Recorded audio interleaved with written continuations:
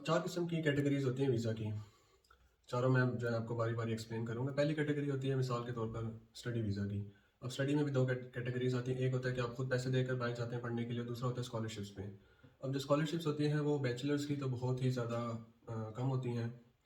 अगर होगी भी तो वो फुली फंडेड नहीं होगी। मिसाल के तौर पर 50% आपको माफ़ कर देंगे ट्यूशन फ़ीस, लेकिन अपना खाना, रहना और दूसरे जो अखराजात हैं वो आपने खुद पूरे करने हैं। वो फिर आप पार्ट टाइम जॉब्स करते हैं यहाँ पे या फिर घर से पैसे मंगवाते हैं। तो वो बहुत ही कम है और वो बहुत ज़्यादा एक्सपेंसिव होती है, क्योंकि 4 साल की होती है। और अगर 50% में भी आपने पैसे देने हैं तो वो भी लाखों में बन जाते हैं, 20-25 लाख से ऊपर ही चली जाती है। दूसरी कैटेगरी होती है स्कॉलरशिप्स की, जो कि ज़्यादातर पीएचडी की होती है, मास्टर्स की भी होती हैं चाइना, कोरिया, जापान में, लेकिन यूरोप में कम है। मिल जाती हैं लेकिन वो कम है। लेकिन पीएचडी की यूरोप में काफ़ी अपॉर्चुनिटीज़, अमेरिका में, ऑस्ट्रेलिया में, मिडल ईस्ट में, इवन चाइना, कोरिया में भी। तो अगर आपने किसी मुल्क में जाना है तो आप स्टडी वीज़ा को देख सकते हैं कि आप इसके लिए एलिजिबल हैं कि भी नहीं।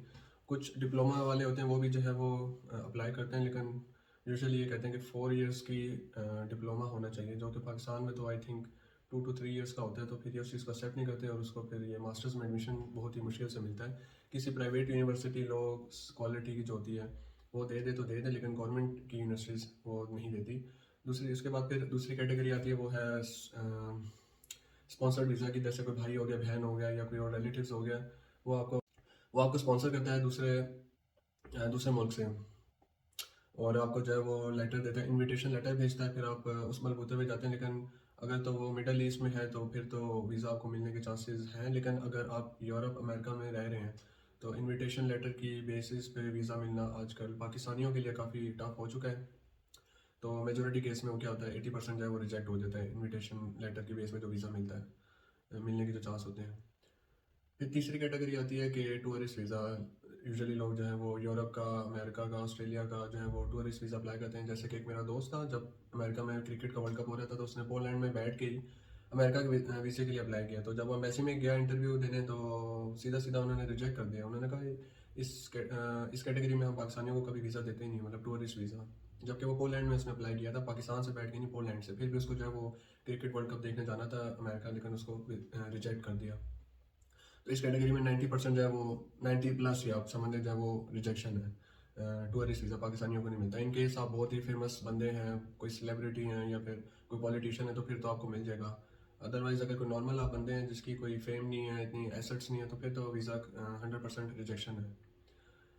एक चौथी कैटेगरी भी होती है जिसमें स्पाउस वीज़ा होता है। जैसे लेट्स सपोज आपकी शादी होगी, किसी लड़की है तो उसकी लड़के से अगर शादी हुई है बाहर के मुल्क में, तो वो लड़का उसको जो है वो स्पॉन्सर कर देता है। या अगर लड़की बाहर के मुल्क में और लड़का पाकिस्तान में, तो वो उसको फिर स्पॉन्सर कर देता है और वो फिर डिपेंडेंट वीज़ा पे उस कंट्री में मूव कर जाता है।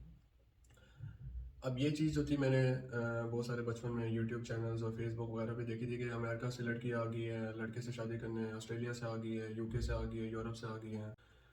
तो उनसे पूछा, जब फिर ये दूसरे जो वीलॉगर्स हैं और ये दूसरे छोटे छोटे जो चैनल्स हैं, ये उधर जाते थे, इंटरव्यू लेते थे, तो पूछते थे हाँ फेसबुक के थ्रू मैंने मतलब इसको मतलब इंटरेक्शन स्टार्ट हुई और फिर ये चीज़ आगे चलती रही, या फिर किसी और सोशल मीडिया के थ्रू, इंस्टाग्राम, टिकटॉक। अब ये चीज़ मुझे कभी समझ नहीं लगी कि ये चक्कर क्या है, मतलब कैसे इसको ये मिली और ये और वो। तो अब जब मैं कोरिया में था तो मेरा वहाँ पे एक दोस्त था। उस दोस्त ने बताया कि उसका एक रिलेटिव होता है, वो आइलैंड में होता है, और उसका वो जो रिलेटिव है वो, उसने वहाँ पे एक मतलब लड़की है उससे पेपर मैरिज की हुई है जो कि आयरलैंड की है, और उसको वो पर मंथ पैसे देता है।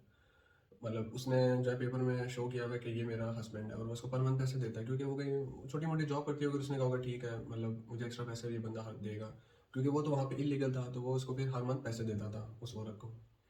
फिर बाद में उस दोस्त ने मुझे बताया कि भाई ये जो लड़कियां अमेरिका, यूके या दिस मुख्तलिफ कंट्री से आती हैं, ये एजेंट जो है वो सारी सेटिंग कराते हैं।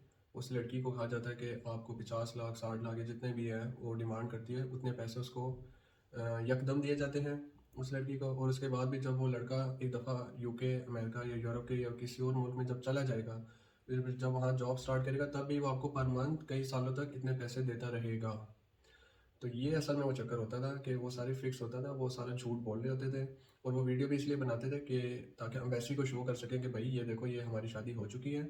और एम्बेसी फिर उस चीज़ पे यकीन करती थी, और वो जो वीडियोस वाले जो आते थे चैनल्स वाले, मतलब इंटरव्यू लेने, उनको भी वो इनवाइट करते थे जो बंदे होते थे, मतलब एजेंट वगैरह, और उनको पैसे दिए जाते थे। उनको ये चीज़ पता होती थी, लेकिन उन्होंने कभी ये चीज़ रिवील नहीं की, लेकिन उनको ये चीज़ पता होती थी। लेकिन वो तो फिर ये चीज़ मैंने नोटिस की कि ज़्यादातर जो यूट्यूब पे वीडियोज़ हैं वो फेक वीडियोज़ होती हैं, और ज़्यादातर फेक वीडियोज़ के थ्रू जो है वो पैसा कमा रहे होते हैं। तो जो ज़्यादातर ये वीडियोज़ होती हैं वो फेक होती हैं, और स्टोरीज़ जो होती है ना इनके पीछे वो फेक होती हैं, इसके ऊपर यकीन ना किया कीजिए। शॉर्टकट कोई तरीका नहीं है अमीर होने का या कामयाब होने का, मेहनत करनी पड़ेगी आपको। शॉर्टकट तरीके से जो छक्के लगते हैं वो बहुत ही कम लोगों के होते हैं, तो वो बहुत ही खुशकिस्मत होते हैं। तो आप जो है वो हार्ड वर्क की तरफ ध्यान दीजिए।